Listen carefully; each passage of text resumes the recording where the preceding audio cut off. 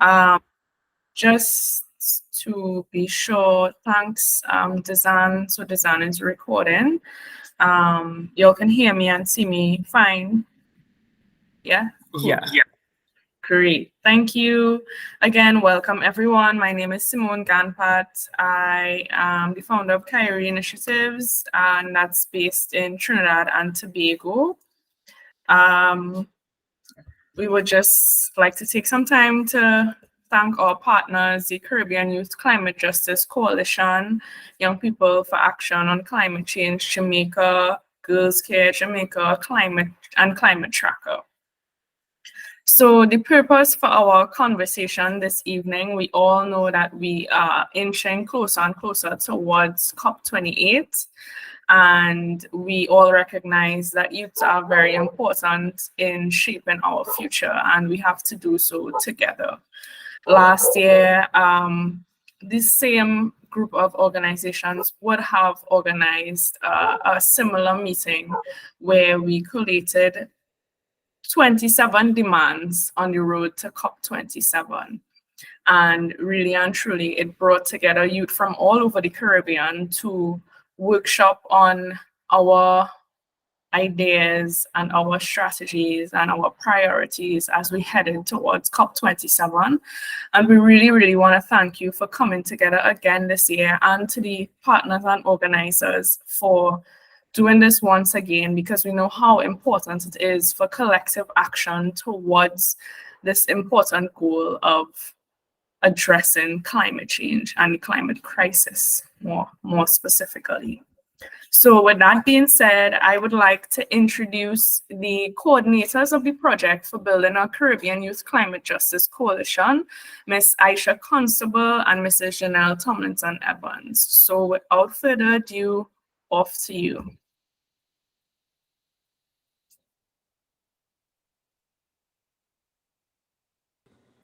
Good evening, everyone.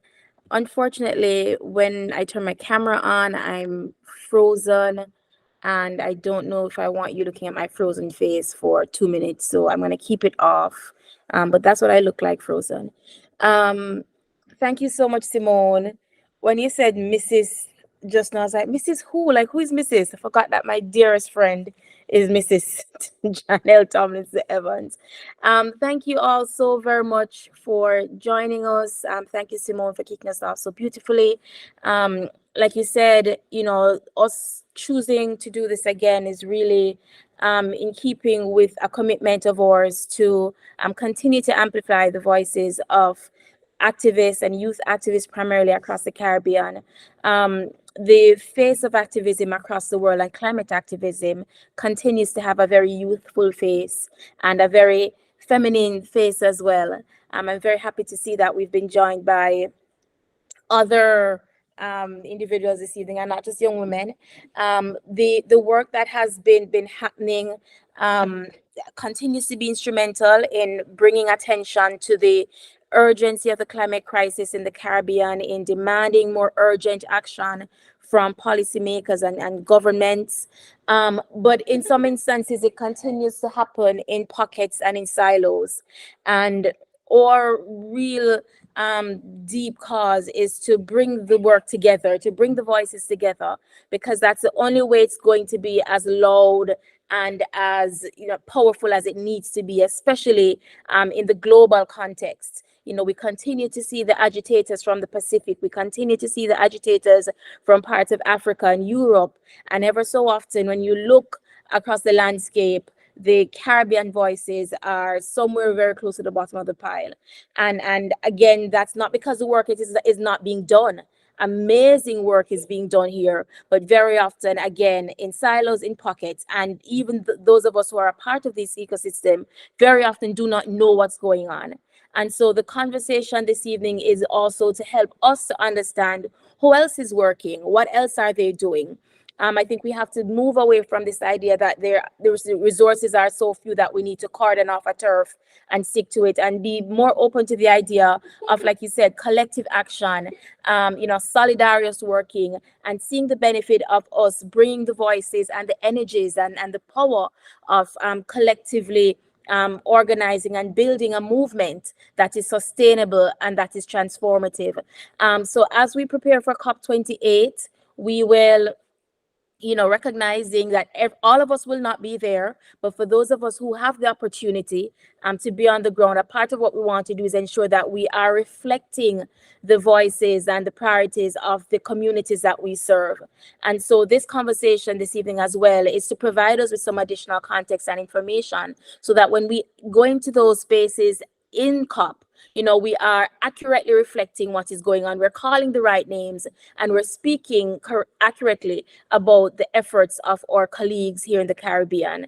So I'm excited to hear and share with you this evening. And I look forward also to the outcomes of the conversations, because one of the things that we want to do is to package a list of expectations and demands that we can continue to amplify. And I think that is in keeping with the spirit of what Canary is doing and what I don't want to pronounce your name incorrectly. Let me look back at the chat and I'll probably still say it wrong. Nayam just shared in terms of Neem. Needs, So yes. wrong. It couldn't be more wrong. Honestly, it's fine. I get it all the time. Right. So yeah, just aligning with that, Neem, the demands that we're hoping that we will be able to extrapolate from this conversation, and as best as we can as well, Neem, to make sure that there is some congruence, so that you can also, through your platforms and the spaces that you'll be in at COP, amplify those as well in conjunction with the ones that you've outlined here. Neem, you were saying something, and I'll allow you to before I invite Janelle to come in. No. I was just saying I'll resend the blurb that Canary has for the climate justice agenda. So I'll just resend that in the chat once everyone's rejoined. Okay, great. And as I see people joining in, I get excited because it's the people that we know: Christine, Derval, Dana Lynn, Jamila, the Dizans, the Faithfuls, and some names that I'm seeing for the first time, but I'm happy to now become familiar with: the Old Faithfuls, the converts who have been doing this work. And I hope that we continue to really lift each other up as we go forward. Janelle? Thanks, Aisha, and thanks as well, Simone, for introducing us. I think Aisha has said everything that needs to be said, so I'll just add just a few things to kind of the opening remarks. I think this event is something that has been quite, interesting and important for us, because oftentimes, as Aisha has said, a lot of the groups, organizations have been acting in silos, creating spaces for their own initiatives and their own programs, projects. And so one of the things that YPAC, through the Caribbean Youth Climate Justice Coalition, has started to do is to create space for convergence or community building, and for creating space for us to share and learn from each other. And I think this represents one of those key events that we have sought to do to, going into COP, kind of create space for that unified youth voice and speaking to, what our demands are and what we anticipate will be achieved at the end of the conference. And so I'm happy that, we have our second staging, that we're seeing, again, as Aisha said, familiar faces, but also new persons who are also able to add their voices to the conversation, to share their experiences, and so that we can also, recognize that amidst the similarities, there are some differences. There are, some issues that we need to emphasize a little bit more going forward. And so for me and for us, I think this space represents that. I'm particularly happy that, despite the fact that, there's so many other events happening, persons still take the time out to, engage with us, to always share feedback, always share their recommendations. And so I hope that at the end of today, we would have heard from, all the different persons representing the different communities, representing different countries. And hopefully at the end, we're able to, again, put together that document that goes into COP saying, these are the demands that young people within the Caribbean have going into this event. And this is what we hope to achieve at the end of it. And so I'm hoping that we are all here ready to share, ready to be engaged, ready to connect with each other, and that at the end we would all have met somebody new and contribute to the network that we're hoping to create here. And so thanks again to everyone that has continued to support us, and looking forward to the continued support as we move forward into 2024 and on our upcoming campaign. So thanks again, everyone. and I hope that we all get to enjoy this evening's proceedings. Great. Thank you so much, Aisha and Janelle, for your words. Just saying hello to everyone who has joined is continuing to join. Please feel free to drop your name and your country in the chat. Just to give a brief overview of our agenda this evening, we will now have a panel discussion, and after that panel discussion, we'll open it to a few questions from the audience, and then we will move swiftly into breakout rooms so that we can start working on those the priorities and strategies that we want to move forward and have as an outcome of this evening. So without further ado, I will introduce our first speaker for the evening, Afifa Richardson. So Afifa is a Guyanese environmentalist, author, and climate organizer. She brings together her experience with climate mental health education, research, and communication. Afifa is currently a digital organizer with 350.org's Caribbean Climate Network, where she trains and supports community leaders who are advocating for urgent adaptation solutions. She's a long-standing member of the Guyana Youth and Environment Network, a youth volunteer with UNICEF Guyana, and served as a coordinator for the Caribbean Women for Climate Justice Conference in 2022 and 2023. Over the years, Afifa has supported many environmental initiatives in Guyana and now engages with climate activists across the Caribbean to support regional mobilization and campaigns. Her activism also includes engaging with children. She's a co-author of The Sprouts and the Mystery of the Flood, a children's storybook on climate change and health. So Afifa, off to you. If we could, y'all can leave your questions in the chat, but I think we can address all the questions at the end of the three presentations, if that's okay. So Afifa, off to you.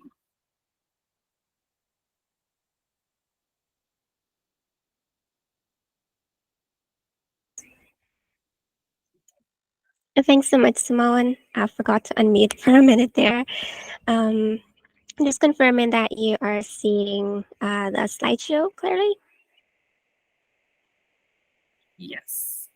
Thanks so much. Yeah, hi everyone. It's really a pleasure to be part of the conversation this evening and to be able to share a bit about the work that we've been doing across the Caribbean. And I just want to say thanks so much to Aisha, all the partners that organized this space for really creating a space for us to have this conversation, this dialogue around such an important event, and for, of course, inviting me to participate in this and share about our work. So as Simone mentioned, I am a digital organizer with the Caribbean Climate Network, or CCN, the abbreviation that we commonly use to refer to our network. And CCN, it's actually part of 350.org, a larger global climate organization that fights for a safe climate and a better future for everyone. And 350.org has been working over the last 15 years in 70 plus countries, mobilizing with people to confront injustice and challenge our fossil fuel economic systems. And only recently, actually in 2019, I know it's been a few years now, but because of the pandemic and everything, it still feels very recent. We actually started working here in the Caribbean, and that's when the Caribbean Climate Network was formed. So here in the region, we work to mobilize and empower communities to implement climate solutions, especially as it relates to climate adaptation and just transitions. So some of the things we do include trainings and mentorship.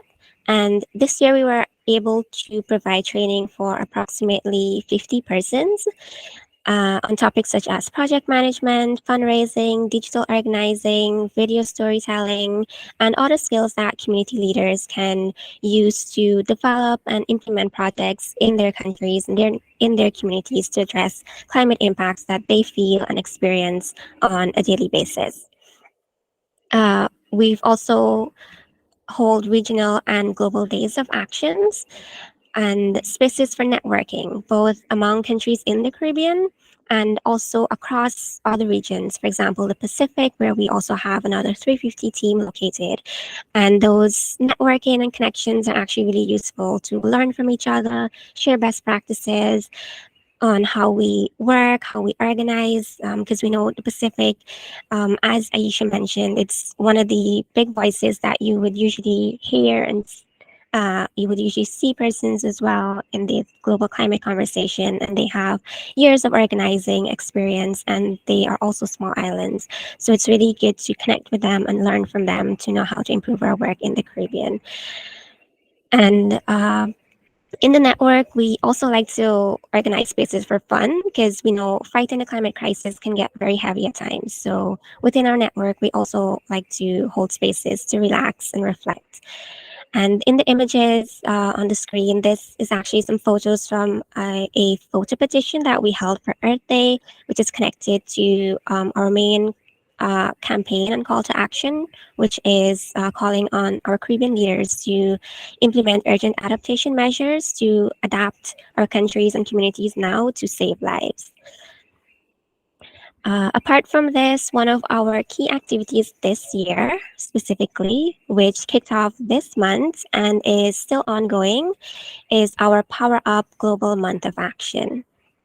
So Power Up, it's an initiative that is led by 350.org from the international level and partners all across the world. And it's been held from November 3rd to December 9th. And it's really calling on leaders to power up a just transition to renewable energy. And this campaign, it's rooted in the recognition that we already have the tools, technology, and resources we need to enable a fast and just transition to renewable energy systems. But we just need the political will to move them in the right direction. And that's away from the fossil fuel companies and towards community-centered renewable projects. So throughout November, people across the globe are coming together to call on their leaders to power up climate solutions that deliver clean energy alongside justice, peace, and protection of human rights. And under this campaign, we have two key demands. They are pay up and power up. So pay up in the sense of making fossil fuel companies pay the bill for climate impacts. And we can do this by reclaiming their illegitimate profits through imposing taxes or eliminating subsidies and loans, and instead using that money that goes towards them to fund and support renewable energy initiatives that are rooted in justice and that benefit communities. Another aspect of the pay up demand is calling on developed countries who have historically supported the fossil fuel companies to pay up for loss and damage. Sorry, I'm not sure if you're hearing the noise, but the fog machine is passing my street right now. So hopefully you're not able to No, hear we're that. good. All good. Okay, great. Right. So the other aspect of the pay up demand is calling on the developed countries to pay up for loss and damage. And these are necessary funds that could also go towards funding renewable energy technologies and capacity building and technology transfer in developing nations. And the second aspect of the campaign, the Power Up demand, focuses on what do we do now with the money that we get. So that demand is that call to action is focused on calling on governments to then redirect these new financial resources towards renewable energy initiatives at the local, national, and global levels. So within this campaign, it was very important for us to mobilize people and have this conversation now at this time of the year in November, because fossil fuel companies were scheduled and they have recently announced their latest rounds of quarterly profits. And it's also just weeks before our leaders meet at COP28. So it's a critical time for us to demonstrate what our demands are. And in the past 2 weeks, our groups and partners in the Caribbean have also added their voices to global calls to power up renewable energy in their communities. And just showing a few photos, and quickly talking about some of the events, because I know there's not a lot of time to go into detail on each one. But these are photos from our event in Haiti that was led by the Haiti Climate Network, and they trained 60 young people to install solar lights. So they also collectively came together and installed lights in a few streets and places that were too dark and unsafe for people to travel at night, and they were also close to schools. So these young persons that were trained, they now have capacity and skills that they can use to uh, now install lights in other areas and also kind of push for the just transition in their community. And the work that the Haiti Climate Network is doing is also linked in a holistic way of ensuring safer communities for people through access to sustainable electricity. And these are just some other images from Haiti. And we also had an event in Trinidad and Tobago by the Trinidad and Tobago Climate Network, and they held an art and writing exhibition where they were able to showcase written pieces and art pieces from citizens of Trinidad and Tobago around the theme of perspectives of Trinidad and Tobago on the just transition. So the pieces that were collected uh, will be published in an anthology book, but together they really represent and explore the diverse viewpoints of citizens in Trinidad on what a just transition looks in the TNT context. And students from schools were also able to participate. And here in Guyana, we had a twofold discussion. One, I guess our version of a sip and paint, which was more like a paint and chat, where we were able to have an informal discussion with young people to get their views and their perspectives or what they understand on a just transition and what this would mean for Guyana and in Guyana's context with oil and gas. And then we were also able to have a more formal discussion with experts from the field to be able to provide a bit more insight on what a green shift in Guyana really looks like. And then in Jamaica, our community leaders are powering up renewable energy in schools, and they were able to launch a mural and environmental awareness corners in 2 primary schools. And through engaging with teachers and students, they're empowering them to then call on community leaders to invest in renewable energy solutions for schools and other public buildings, because we know in times of disasters, public buildings are really the hub and spaces that people gather for whether it's flooding and the schools are higher grounds or there's some kind of disaster, people mobilize like resources and care packages through these public buildings. So having a safe and sustainable source of electricity really goes a long way. Aside from these, additional actions have been planned in Dominican Republic, Grenada, and Puerto Rico as well, and actions will be continuing globally leading into December and COP28. So if you're interested in learning more about Power Up and other activities that have been happening globally, you can visit globalpowerup.org and you'll be able to get lots more information and photos. And I'll be sure to also drop that link in the chat. But going into our expectations for COP from the Power Up campaign and from 350.org's perspective, one of our key expectations from COP is actually getting a commitment towards tripling renewable energy globally by 2030, followed by an installation of 1.5 terawatt of renewable energy globally per year from 2030 onwards to keep us within the 1.5 degrees Celsius temperature target. And tied to this, there's also a call for doubling global energy efficiency and the provision of financing for developing nations to invest in these technologies. And from CPP's perspective, we're actually looking forward to this commitment because at the recent G20 summit in September in India, in the outcome declaration, the G20 leaders supported the idea of having a target, a global target to triple renewable energy capacity. And there was also recognition in this declaration that the world needs an annual investment of over US $4 trillion for this transition. And also a recognition that the G20 leaders will work towards facilitating access to low-cost financing for developing countries for existing as well as new and emerging clean and sustainable energy technologies. So from those discussions held in September, there definitely seems to be some consensus towards a global target for tripling renewable energy. So we are cautiously optimistic that this target and provision of financing to support this will be something that's a key focus at COP28 and might actually be something that's included in the outcomes. And also at 350, a key part of our work over the years has been advocating strongly for a just and equitable phase out of fossil fuels.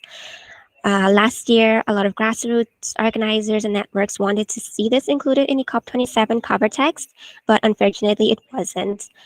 But we know that we can't just continue emitting greenhouse gas emissions and then trying to capture and adapt. We really need to address the root causes of the climate crisis. So this goal or this demand of actually phasing out fossil fuels is something that we will be continuing calling for this year. But we are a bit less optimistic, I would say, that this might happen given that the COP28 presidency, COP28 president is also CEO of an oil and gas company. And there hasn't really been much consensus, even from the last G20 summit, of like leaders and countries being willing to include language around phase out of fossil fuels. So from our perspective, those are two of our key demands that we're going into COP with. But from the, I guess, our work in the Caribbean and from CCN, a couple other things that we are paying attention to and looking forward to is definitely the operationalization of the loss and damage fund and systems for how countries are going to be able to access these funds. It was the establishment of the fund at last year's COP was a key outcome, and we're definitely looking forward to the stage where countries can actually benefit from this and be able to use that finance to implement urgent adaptation solutions that we need in the growing impacts that we face in the Caribbean. And of course, we are also looking forward to results from the global stocktake to see our collective progress towards meeting the goals of the Paris Agreement. We know we're not on track, but I think it would be pretty interesting to see how far behind we are and just how ambitious our leaders are willing to be going forward to get us back on track. And not just global leaders, but specifically Caribbean leaders and what they might be willing to, or what they would be committing to implementing in our own countries, and not just using that as a way to hold global North leaders accountable while they continue to not pay attention to the needs of communities right here in the region. Aside from those on a personal level, aside from those official outcomes, I am also just looking forward to reports and stories that are uplifting voices of people from the Caribbean and other communities around the world that are on the front lines. And I know Climate Tracker has some talented journalists that will be on the ground, and I know there are some other talented and well-experienced delegates from the Caribbean. So I'm definitely looking forward to those stories. They're always inspiring and motivating, and I think it's really important to be able to see that unity at the global level across nations and cultures, even at a time that can be very frustrating when we're focusing on the negotiations. So those are some of the things we're looking at for COP28 and a bit about our work. And I'll stop there and hand back over to Simone. Thank you so much, Afifa, for your presentation and the exciting work that you're doing with CCN and the impact that it has all over the Caribbean. That's really, really, really inspiring to see, and I'm sure that many of us are motivated to join the network and do the same. You have a couple of questions in the chat. Just in the interest of time, we'll move on to the next presenter, but feel free to go ahead and answer in the chat. And of course, we'll pick up any unanswered questions once we begin the discussion. So moving right on to our next panelist, we have Naravni Salons. Naravni boasts a decade of experience in environmental advocacy and climate change, holding a bachelor's degree in environmental science with a specialization in management and nearing completion of a master's in business administration. Naravni currently serves as the managing director of the Ori Opus Foundation, an NGO focused on climate, environment, and sustainable development. Through the foundation, she's actively involved in various community initiatives such as climate change awareness projects, international collaborations, youth groups, and minority-focused programs. In July 2022, Naravni was appointed as the Caribbean Regional Coordinator for the project Building a Caribbean Youth Climate Justice Coalition. Within her region, she did various activities, engagements, and storytelling by giving Caribbean youth the opportunity to use creative expression about burning world issues. Naravni's commitment to leaving a sustainable legacy for future generations fuels her drive for community leadership. So off to you, Naravni, and yeah, off to you. Thank you very much, Simone. I will now share my screen.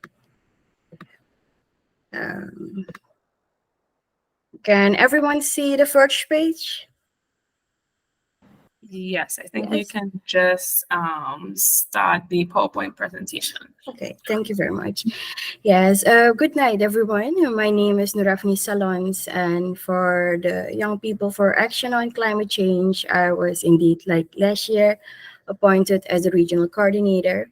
I will share some highlights of the events and activities that we did last year and this year.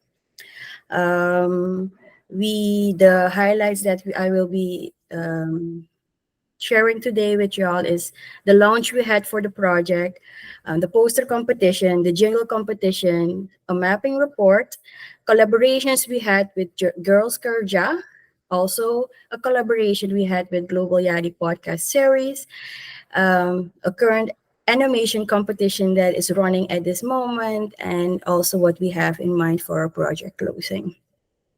So before I continue, I have to say that last year and this year has been very creative. It was really nice to see how creativity can be used in sharing the message in regards to climate justice and involving youth in understanding these burning world issues. Oh, I just received a message that is not in slideshow mode.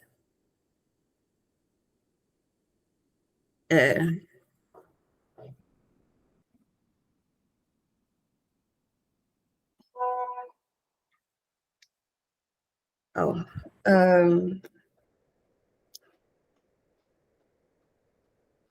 there is an issue. Give me a second. Naravni, at the bottom of the screen where you see the like 71% is zoomed, yeah, just click right there. Yes? Yeah. Is it now on slideshow? Yeah?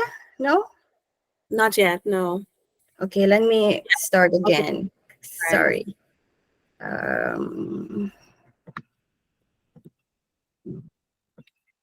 Oh.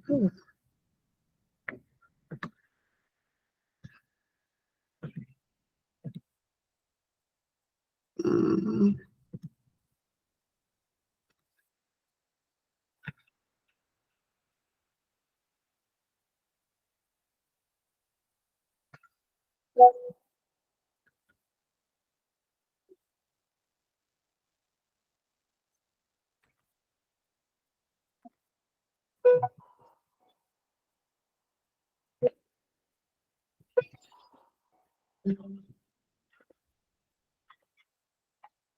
Is it now? No?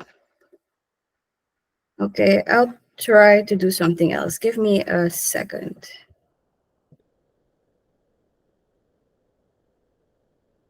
We were seeing it.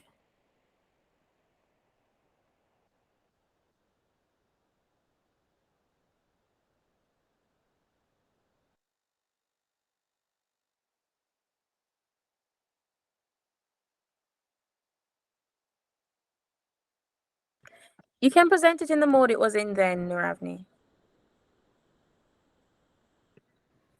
You're I muted. will just leave it like it is right now and then skim through it. I hope that's okay too. Yes? Yes, that should be fine. Yes, okay. So I'll present it like this in a bit of the raw form. My apologies. Okay, so as you can see here right now, it's a picture of our launch that happened in July 2022 in Jamaica. And there we had the launch of the project where we shared what the project is about, building a Caribbean Youth Climate Justice Coalition and our aims.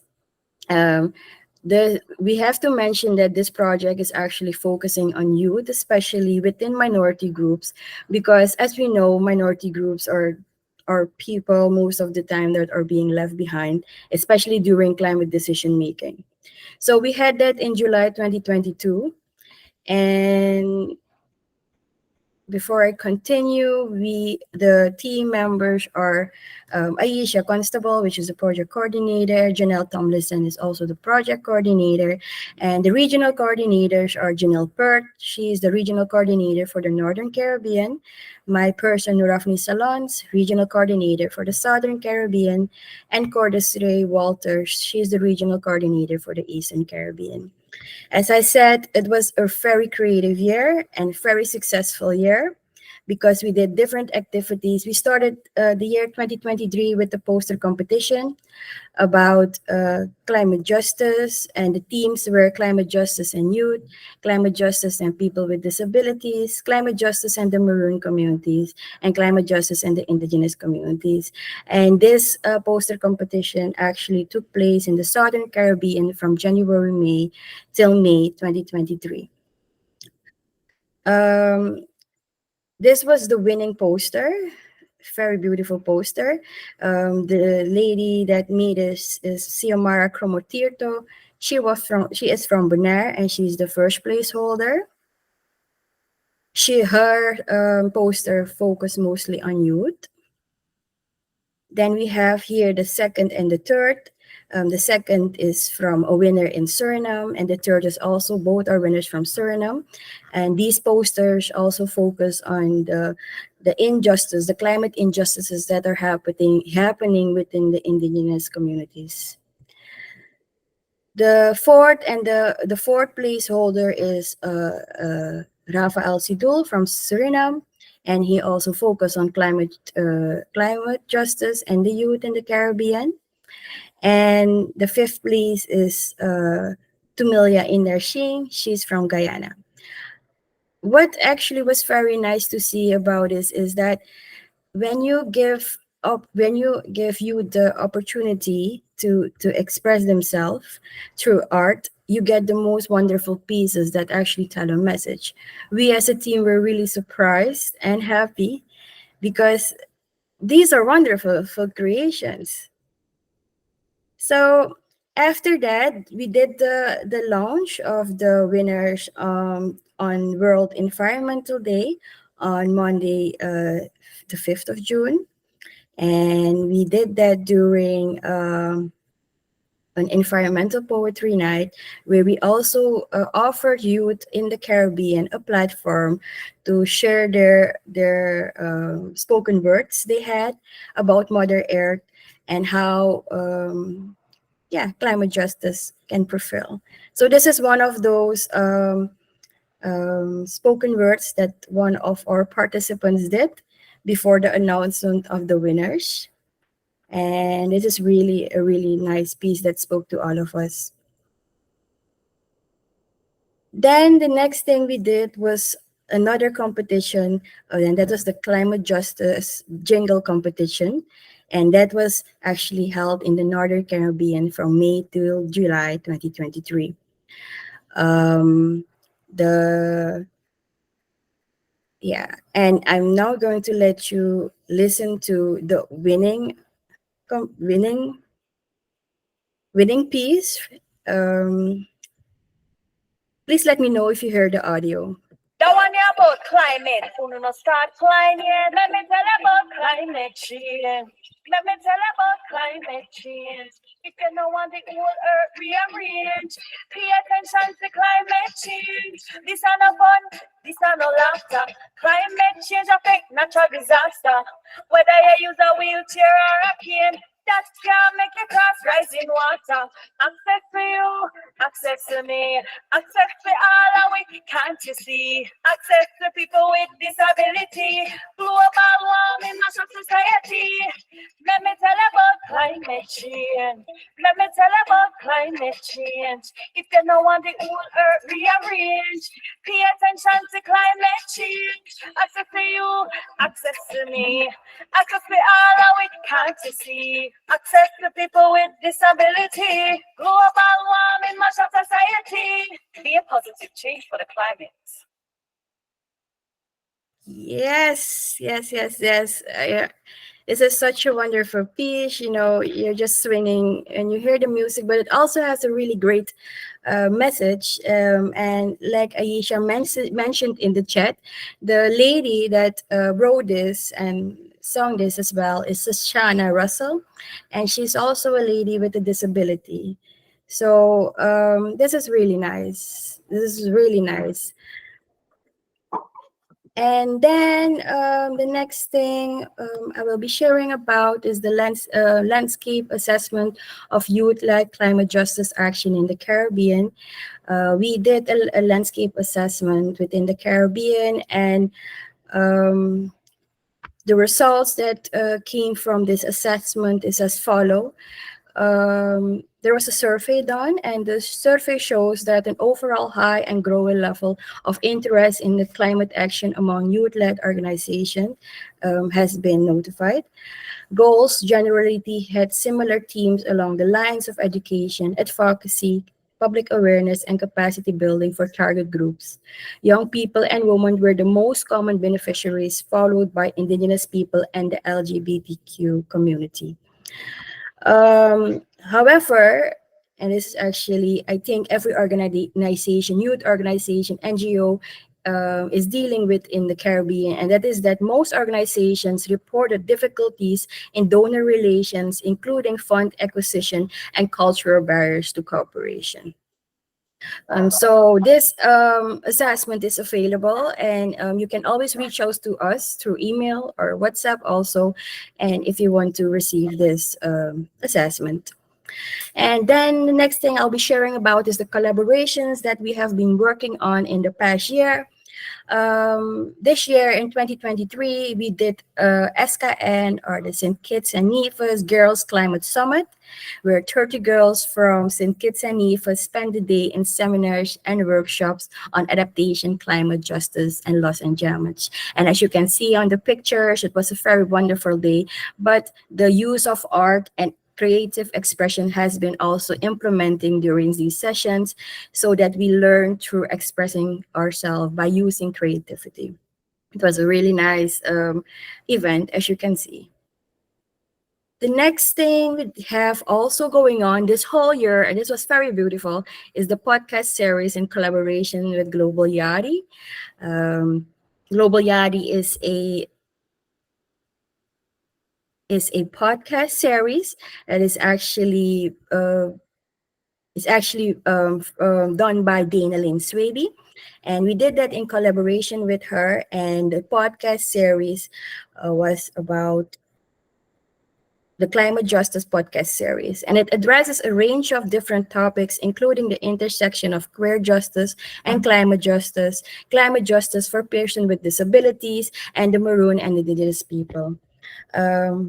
One of the team members will share the link in the chat so that you can listen to all these podcast series and get inspired, because people from different communities, minority communities, marginalized communities, were given the opportunities to share their experiences in relation to climate justice. In the past year, I also got the opportunity as regional coordinator to present the work that we have been doing this year and last year in the countries such as Chile and Washington, D.C., and actually share your voice, share what we have been dealing with, and actually learn from others as well that are actually in the same position. As I mentioned before, we have at this moment a competition going on, and that is the animation competition, where, and this is actually a regional competition that everyone, every youth between 18 and 28 can participate on, and that is actually a CARICOM National. And all the details from this competition is available on our LinkedIn page and also on our Facebook page, and the handles will be shared with you within a minute in the chat. As this project is coming to an end, we will have a marvelous, wonderful closing, and that will happen actually in Suriname, and the country where I'm from. And we will have two events happening within Suriname as project closing. That is the climate justice dialogue with indigenous youth and the climate justice art project with kids. I have to say that there is wonderful things happening in the first quarter of 2024. And all I can say is that we have to stay tuned and follow our Instagram. This is actually it for me for my presentation. All I can say is that sometimes when we are working in this space, I can imagine it how sometimes stressing it can be, because it is really burning world issues that's happening right now that we are working on. But we should not forget that there is more to it. We can make it as fun as we like to, and we can share our messages through creative expression, still having fun and still reach our goals. So that's it from my side. Thank you very much. And if you have question, you can leave it for me in the chat. Thank you. Nuravni, you started by saying that this year was a creative year and you did not tell one lie. It's clear that the Caribbean Youth Climate Justice Coalition did have a creative year coming up with all of these exciting initiatives. Those sound really, really interesting. And I can't say personally, I do recommend the podcast. It's very, very insightful and interesting. And also, as you mentioned, the study, it's really good to see you all putting in that effort to really find that information about what is needed and what we can action. Thanks again, Nuravni, for that insightful presentation. And thanks you all for the questions and the comments so far. It's good to see you all discussing this in the chat. And yes, I see Aisha putting up the Instagram handle. So yeah, I just want to encourage some more of that. So I'll move swiftly along to the last but not least panelist for this evening, Dizan Billy. Dizan is a communications and digital marketing specialist, passionate about weaving her expertise into the fabric of the climate movement.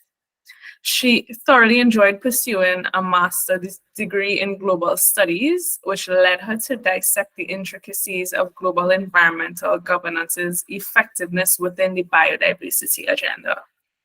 Currently, she proudly serves as the Caribbean Regional Director at Climate Tracker, which is a global youth-led climate journalism network.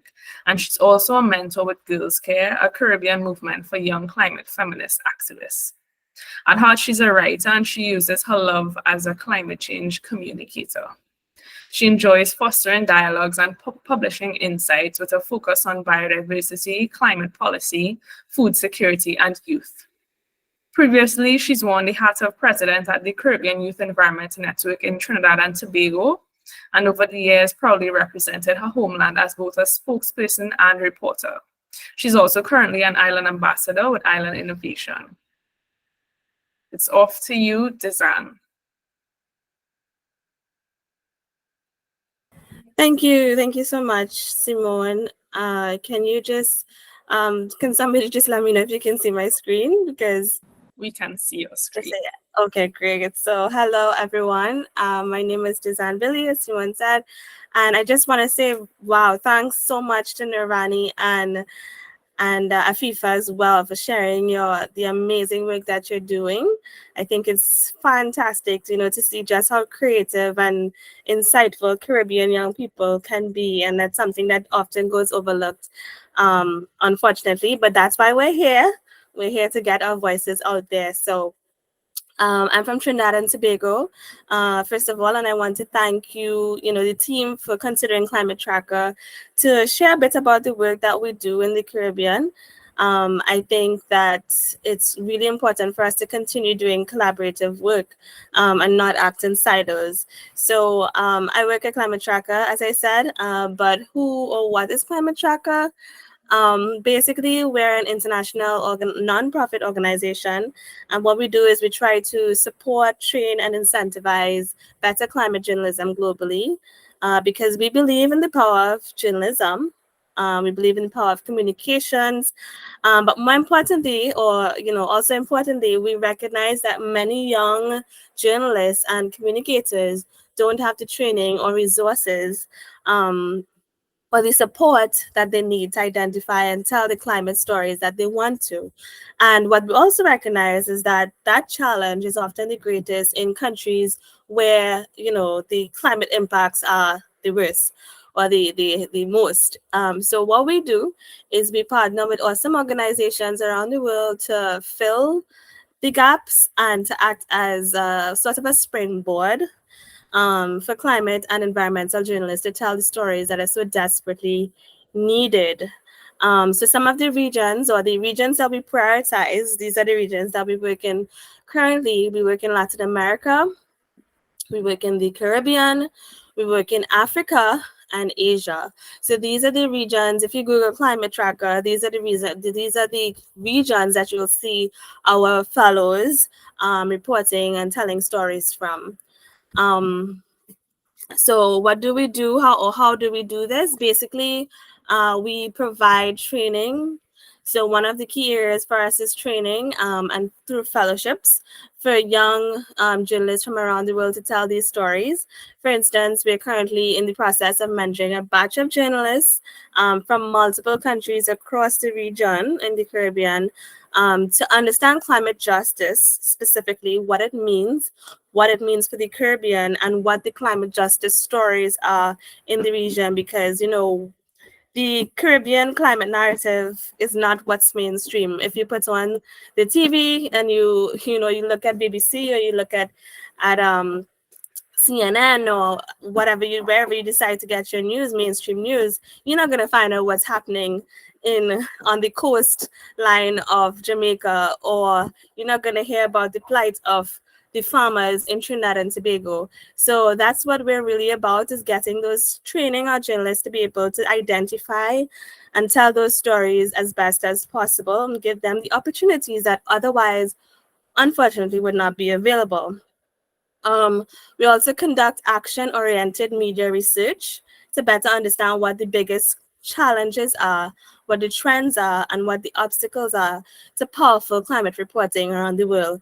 So, for example, we recently wrapped up one of our biggest projects, media research projects, which involved training journalists from across Southeast Asia in the field of media research and having them do practical media research into the coverage of energy in the region, and then publishing a report that explained the challenges that media is facing with regards to telling the energy transition story. So media research is another area that we're very much involved in. And we also fund young journalists to report on the world's most pressing issues and cover the world's biggest moments, such as the United Nations negotiations and conferences. So this is a big part of what we do as well. Each year we take a team of journalists, young journalists from around these regions, identified on the slide, to COP, right?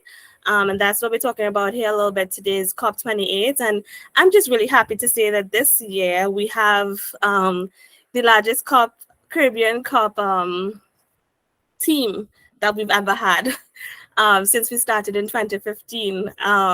Since I was the first Caribbean climate tracker that climate tracker ever had, right, in 2015. And now in 2023, I'm just so happy to say that we finally have half of the team that's going to be at the reporting at COP is going to be from the Caribbean. I'm just really happy about that.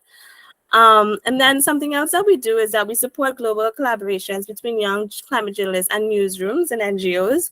So, for instance, at the event that took place in Panama recently, we had a couple of our fellows that were there, partnering with Canary to report on the event. So, we do that sort of work as well. So the team itself, we're growing steadily. It's myself. We have a program officer from Suriname.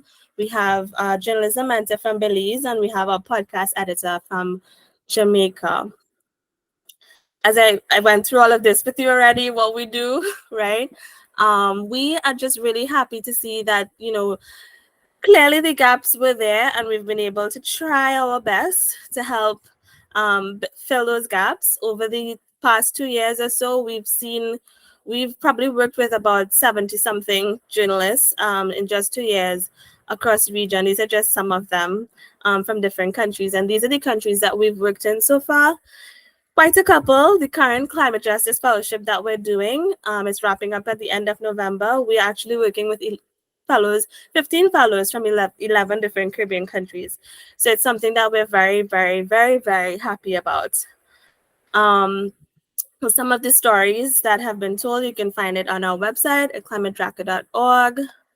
One of the fellowships that we did, so I'll just go through some of the fellowships that we've done in the past 2 years or so, which is when we really have built the Caribbean Climate Tracker region in past 2 years. We did an energy transition fellowship that happened, and we worked with 30 journalists across the region.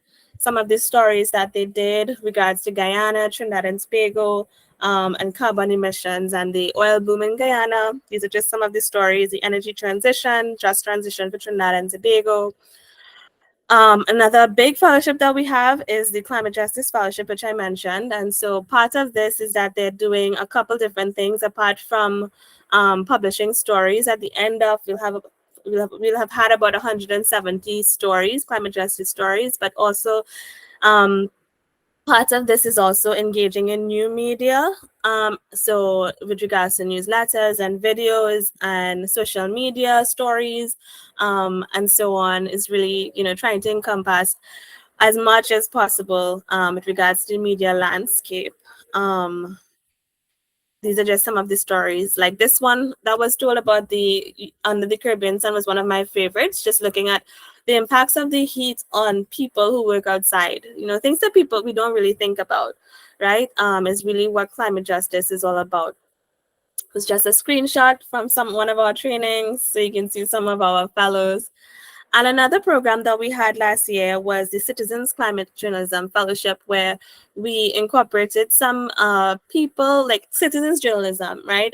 People on the ground who wanted to learn more about climate journalism and how to communicate climate change effectively. So we believe in the power of, having people learn.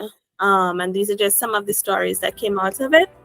I'm going to skip past the videos. If you want to see the videos, I was skipping past the videos, but if you want to see the videos, you can head over to our YouTube channel. Some of the partners that we've worked with, the European Climate Foundation, Canary, of course, the Crapper Foundation, and Open Society Foundations are some of the organizations that we've worked with.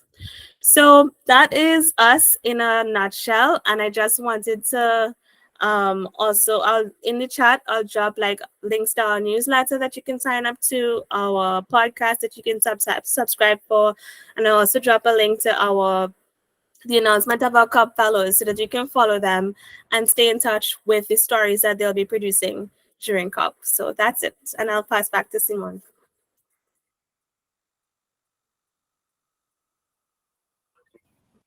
Thank you very much, Divan. That is really, really exciting work.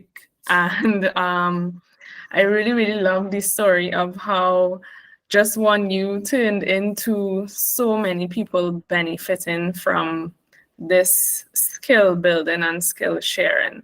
So thanks very much. In the interest of time, we are running a bit behind time. In the interest of time, we'll move straight to the Q&A. And what we can do is create a shared document that we can add the list of demands towards. So once everyone is okay with that, I think we can do something like that in the interest of time. Dizan, I don't know if you want to just explain what we would have done in the breakout groups, and we can move forward from there. I think if it's okay, I'll pass to Aisha to explain. No, not a problem at all. Can find back this thing, yes. Right, so what we would have done, thank you all very, very much. And what we would have done in the breakout groups is kind of along the lines of what Afifa started doing by outlining specific demands and expectations that CCN has for COP28. We would have broken into three groups, three thematic areas, some of which are considered to be key thematic areas for conversation and negotiations at COP28. These are just transition, climate finance, and adaptation / global stocktake. And so under those three areas, we would have asked for each group to just kind of list specific demands, expectations that you have under each. So what we're going to do instead, as Simone has indicated, is I will set up a shared document and we will just kind of round robin that over the next 2 or so days to come up with a list of demands, and then we will do a summary, pull those together and publish those as outcomes from this conversation, reflective of the demands that you would have articulated. Hopefully that's okay with us all, just to save on time and so we can have a little bit of a discussion instead of the breakout groups. Thanks, Aisha, for that. I hope that's okay with everyone. I would also, Aisha, if you can add the list of demands from last year for a reference for anyone who would not have seen it yet, I think that would be really useful. I can. Great, awesome. So we will go straight to the question and answer segment. Thank you very much to our three panelists for going through the work that you've done and the impact that you've created. It's really, really inspiring to see all of it. And it just goes to show that the youth have the key, to creating the change that we so need and just driving that shift. So we do have a few questions. I know some have been answered in the chat itself. Please continue to post the handles. I also encourage everyone in the call to post your handles to work that you're doing, your LinkedIn, your Instagram, so on, so that we can all connect on that level and, have this visual experience of the things that you're doing across the region. So I'll start with a question that I have, if that's okay. Each of you have really distinct ways of executing the same goal. And Afifa, in your case, it's digital organizing. Ravni, we've seen the example of just bringing creativity into the room, and Dizan, the importance of communication as a strategy. I just want to speak to each of you in terms of your thoughts on the effectiveness of these unique strategies that you all have that you all have taken the approach of, and really speak to the effectiveness in engaging youth and really guiding youth into those specific roles in addressing the climate crisis. Is it okay if we start with you, Dizan? Yeah, totally. All right. To answer your question, in terms of communication and the importance of climate communication now, I can go into that like for the rest of the night, but I won't. I'm just gonna give like a little bit of information. And I think that on the surface, climate change communications is about educating, it's about informing, warning, persuading, mobilizing, and solving the critical issue that is climate change. But on a deeper level, I feel like climate change communication is really shaped by our different experiences, our different cultural models, our mental values, our underlying values and worldviews.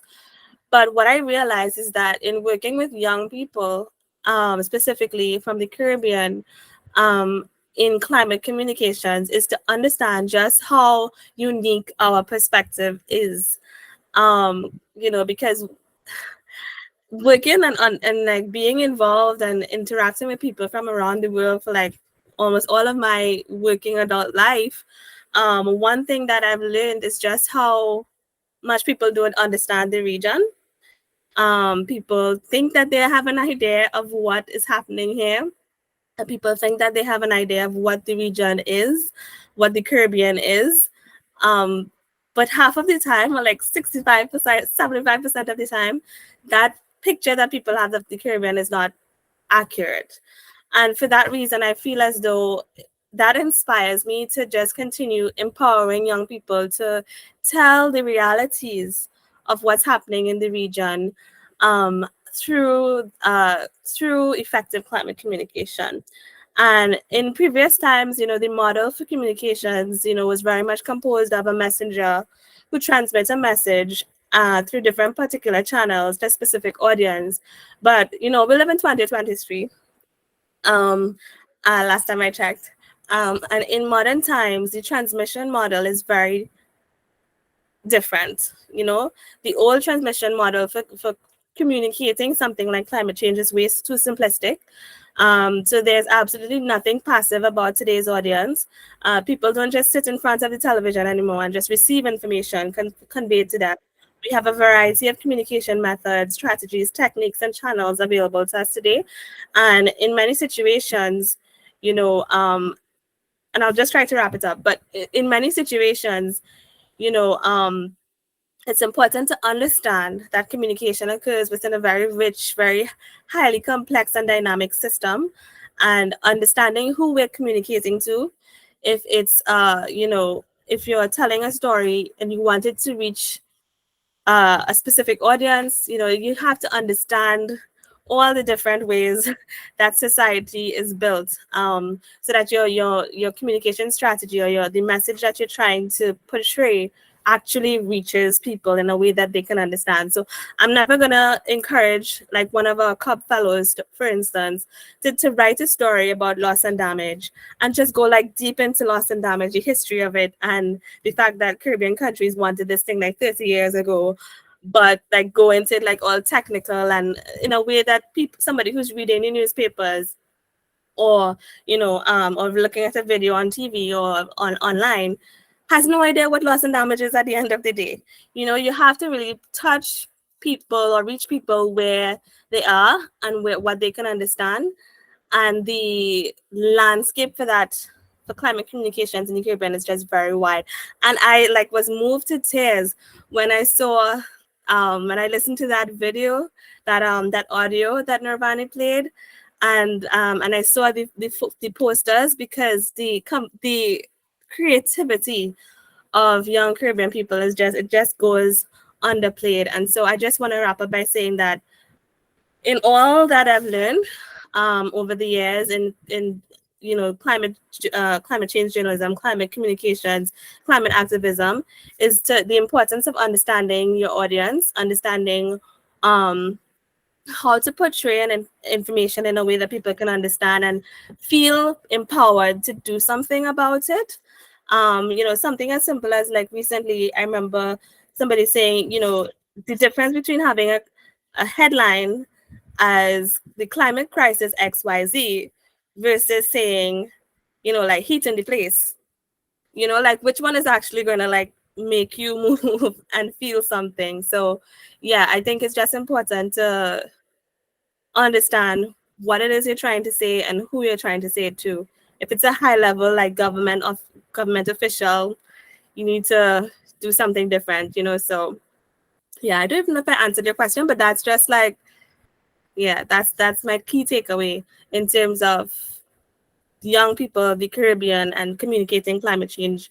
And COP coming up, and I'll close this time. I'll really close.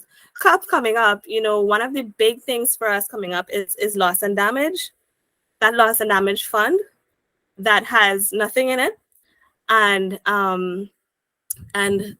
trying to show just how important it is for the Caribbean is something that we're really driving home for our COP fellows. So yeah, I'm looking forward to all the stories that are going to come out of COP this year. Thank you so much, Dezan, for that explanation. Totally understand and can relate as someone who is pretty interested in climate change communication. So it's really great to hear how you've been guiding the young people that you engage with to effectively tell these stories in a way that's also culturally relevant and engaging at the same time. Can we move on to Naravni? Would you like me to repeat the question, or is it okay with you? Yes, please repeat the question. Right. So I was just asking really about if you could speak a little bit to your thoughts on the effectiveness of your particular strategy. Well, in your case, the creativity, the arts, in engaging youth and also creating impact. Yeah, thank you, Simone, for that question. It's actually a really great question because if I have to go back a bit at the beginning of this project, as a regional coordinator for the Southern Caribbean, I initially had a different strategy planned out, and a few months into that strategy, we saw that there was not much interest from youth groups, from minority groups, especially when we were reaching out to be involved in discussion and sharing their experience within the space.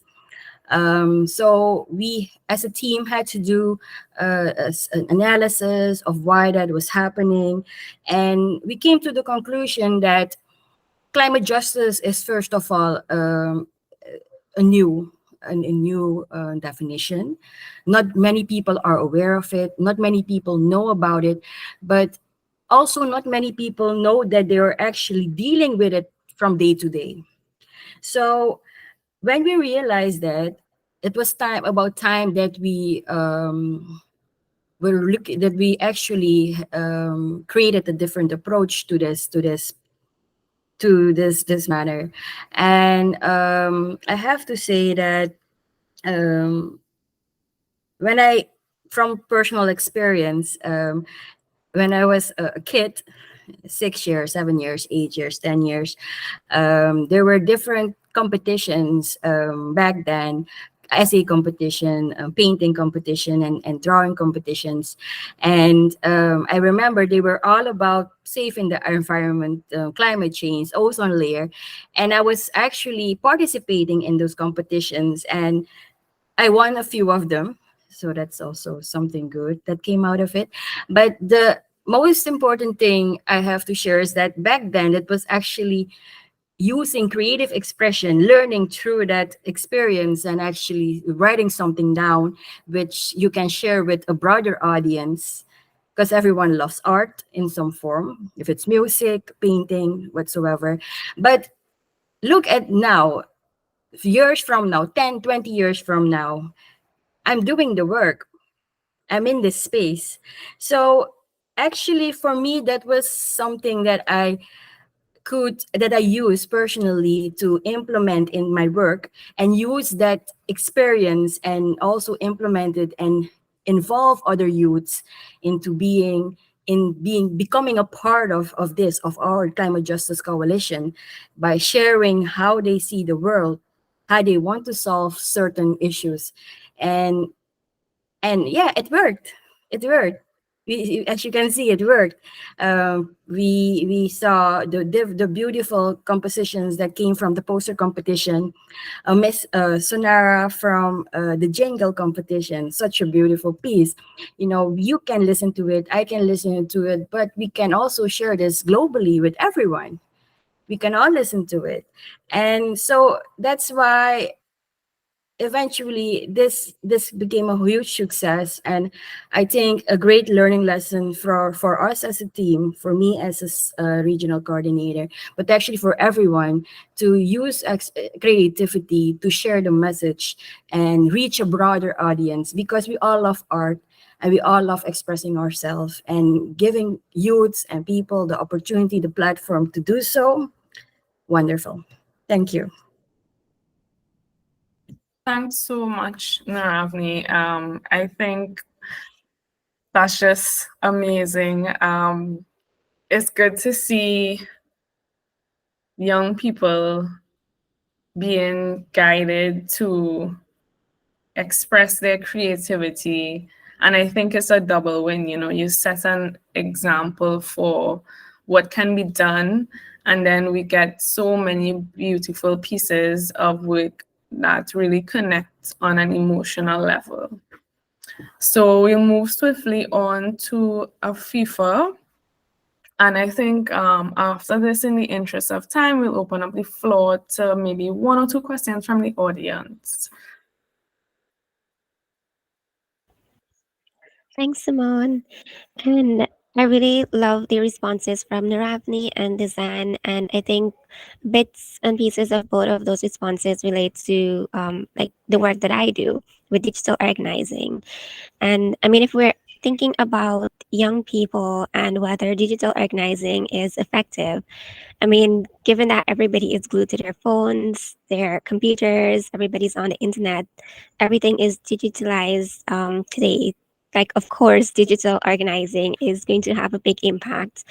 And Dizan said, reaching people where they are. And I know in climate organizing, in environmental education, there's always that saying of reaching people where they are, whether you're going into communities that don't have access to internet, have access to electricity and education to give them, share with them around the environment. It's kind of taking that small scale on the ground work into the digital space of like reaching people where they are in their countries, in their homes, and at their phones and at their computers. So for digital organizing, it's really been a way for us to connect across the region and across the world with persons, and really provide persons with that one-on-one support that sometimes they really need to be able to execute ideas on the ground in their community. And we found that the organizers that we interact with, they really want and appreciate that regional connection and that global connection, knowing that the work that you're doing on the ground is not just something that's like, okay, recognized here, but something that links to a wider, larger movement. And with digital organizing, it's given us a way to connect with people across even language barriers in the region. So I know like we do have many different languages in the Caribbean, English, Spanish, French, Dutch, but a lot of times in these spaces, because of the language barrier and limited access to interpretation resources, we're not able to have that wider conversation across those languages. Within CCN, we try as much as possible to be inclusive. We, for the most part, can include Spanish because we have colleagues on the team that speak Spanish, and we have limited support for French. But unfortunately, we haven't been able to really support Dutch persons in Dutch-speaking countries as yet. But with digital organizing, it's a way for us to now be able to use online tools, whether it's Google Translate, to communicate via WhatsApp or email, or to be able to create resources, have them translated, and then that resource can then benefit so many other people once they receive it. And it's like the little things that really adds up when it comes to support, coaching, mentorship, and just knowing that somebody is there. There's a wider network that you can tap into. And also, it just helps us to create small actions for people to do. So I know a lot of times people they look at the climate movement and they're like, oh, it's heavy. I need to go out and march, or I need to be at the forefront. And sometimes it can be intimidating. But persons doing simple things like signing a petition, sending a letter, smaller actions that can be coordinated digitally, popped up on your phone. You can easily take action, add your voice, share information. So I think in the digital age that we're living in, and I feel like I've said the word digital too many times, but in this age of technology that we're living in, it's digital organizing is part of the work that each one of us do on a daily basis, to advocate for uh, changes. Like it's just an intrinsic part of how we work, and it has allowed us to really build a network where persons feel supported, to do work on the ground in their communities. Thank you so much, Afifa. I mean, what we're doing here is digitally organizing. So like we're all in it. We're all in it right now. Thanks for going through the work that you do.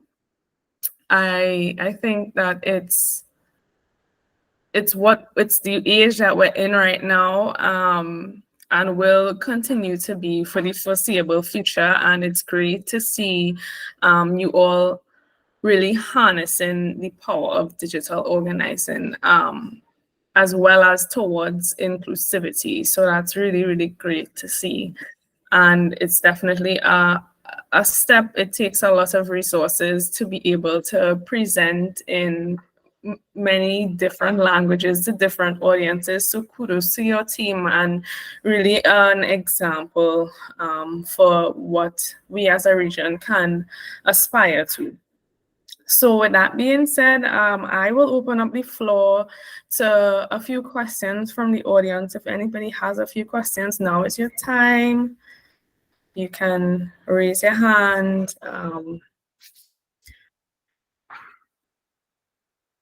Or type into the chat if you wish.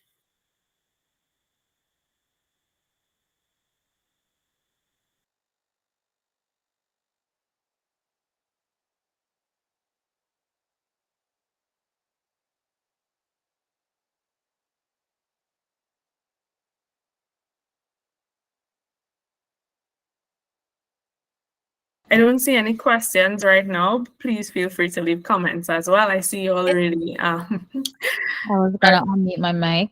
Yes, sure, no problem. Go right ahead. Thanks, Simone, and congrats to everyone who just presented. I mean, just the impactful work that's happening. I would have dropped it in the chat. I feel like we need our own Caribbean Youth Pavilion. Such amazing work that everyone is doing, really inspired. And I'm also happy, to have been part of the collaboration with YPAC. I just wanted to speak, maybe Aisha could come in on this. So as it relates to the demands, the document that will be put together, I just wanted to understand. I do know, that you might be showcasing this on your platforms, but as it relates to COP28, is there an avenue for these demands to be represented there?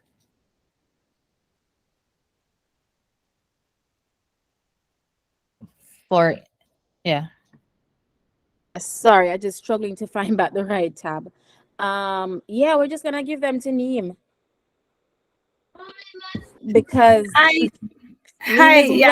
Neem has the ears of all the policymakers and different officials in the Caribbean. Yeah, so I'm brand new to the Climate Justice Alliance. Well, actually brand new to Canary. So I'm hoping to eventually learn and meet everybody soon in email threads, but I'm so glad to hear voices that I can put to names. So yes, so Canary will have, Ayenka's very sad she couldn't join today. So there is a delegation going to COP, and so I'm gonna pass along everything. I'll send in the chat some of the bit of the update on the agenda that has come out of the Curbing Climate Justice Alliance with Canary. So I'll just send a bit there, and you guys will get a chance to see the agenda and share it on Monday. All right, understood. All right, thank Thanks, you. And Neem. thanks, Sorry, Aisha. Jen, I'll come back in on it to say with a little bit more seriousness, but I'm glad Neem picked up on it and I ran with it anyway. We do have a few channels and individuals who are well placed to help us kind of amplify these. For example, I don't know if Marissa is still on the call. Marissa Hutchinson, who is a Girls Care mentor, member of the Caribbean Movement Committee for Feminist Organizing and Climate Justice, and also deeply involved in the work of the WGC Women and Gender constituency of UNFCCC, is one of those persons who has a platform where, you know, issues and demands around gender justice and whatnot, she can amplify through that work. We have an ally in, I would say, Dr. Joel Clark, Minister of Environment in St. Kitts and Nevis, you know, who we can also use to kind of, you know, elevate and escalate some of the messages. And then just, you know, across all different spaces that we'll be in. Jazzy, who's a Girls Care mentee, former mentee, is going to be at COP. Design is there at Climate Tracker, who has a massive platform. You know, it's strategically using all of those alliances and collaborations to get the messaging through. And I think we are going to be very intentional about partnering with those entities who are on the front lines and who has a massive audience to agitate and to, you know, strategically again ensure that the messaging from the Caribbean youth actors in particular is woven into whatever else is put forward. Thanks so much, Aisha. Sure, myself and other persons on the call appreciated that. Great. Thanks so much for that question. We have time for one more question or comment, I think.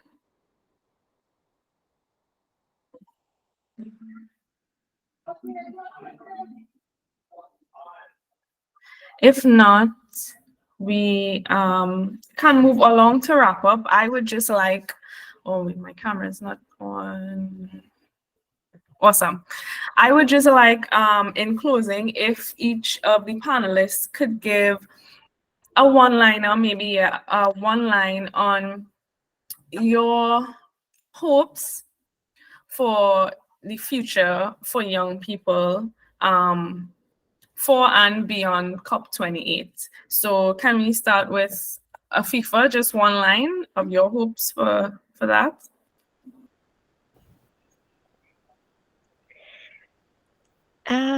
I would say I hope that young people stay motivated, keep inspiring each other and our leaders to really take the action that's necessary. I hope they continue to be brave and strong to hold our leaders accountable. Before COP, during COP, post COP, all the years to come. Thank you. Naravni, you want to go next? Yes, that's a really good question. I would say that that the youth get the opportunity, the platforms to share their voices, to stay their voices and what they are experiencing, but not just that they could share their voice, but that it's actually being considered, especially during decision making, and also especially Caribbean youth, because we are really in a position that is actually where climate injustice is going on in front of our very own eyes. And the other thing I would say is that the accessibility to climate funds for different organizations, for youth organizations, so that we can tap into that, especially looking into the lost and damaged fund, and that we can tap into it and execute to become climate resilient and adaptable. Thank you.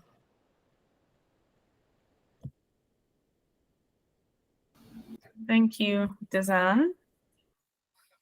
Thank you. I want to say I love the comments of Nirvani and Afifa as well.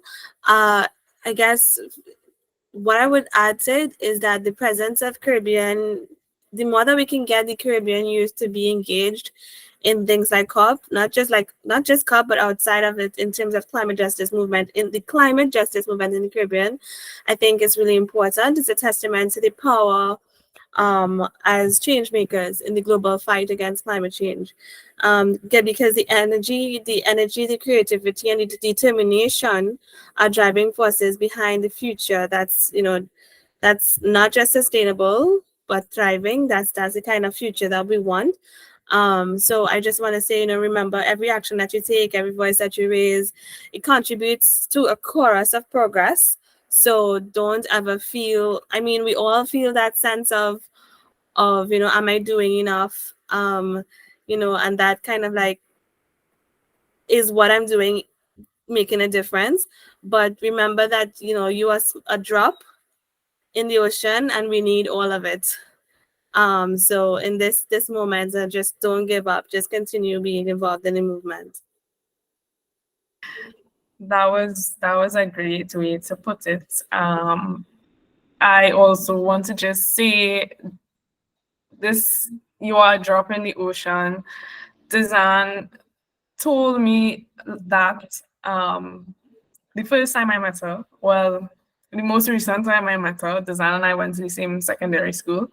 And it really, that was like cemented into my brain. Like, it really that really impacted me. It made me think about, think past the existential difficulties that one would go through working and existing in a time like this, and also doing this type of work. And I just want to shout out to Zan, because that really stuck with me, and it will continue to.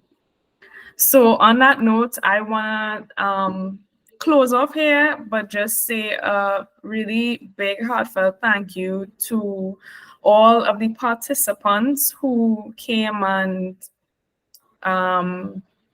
express your comments, connected with the panelists. I want to thank each of the panelists for sharing the really, really groundbreaking work that you're doing, and your expert insights, and sharing your examples and strategies to on the road to the things that we need to achieve in order to secure a just and livable future. I want to also thank Aisha and Janelle for convening this whole thing, doing the work that you're doing. It is sorely needed in the Caribbean. It is essential, and it is a shift to the future that we deserve, and we ought to have. I also want to thank our partners, Climate Tracker, YPAC, Jamaica Girls Care, 350.org, and the Caribbean Climate Justice Coalition, as well as Canary. Please do follow all of these organizations on their social media accounts coming up to COP28. And with that, I also want to remind us that I suppose that we will send an email out to all registrants with the shared documents, as well as any other information that we need beyond this conversation. So with that, I just want to thank you all again for being here, for participating as actively as you all did, and for continuing to do the work that you're doing, inspiring and motivating, and really convening, communing, and sharing to build this world that we need. So thanks again, everyone, and you'll have a great night, and we will convene soon.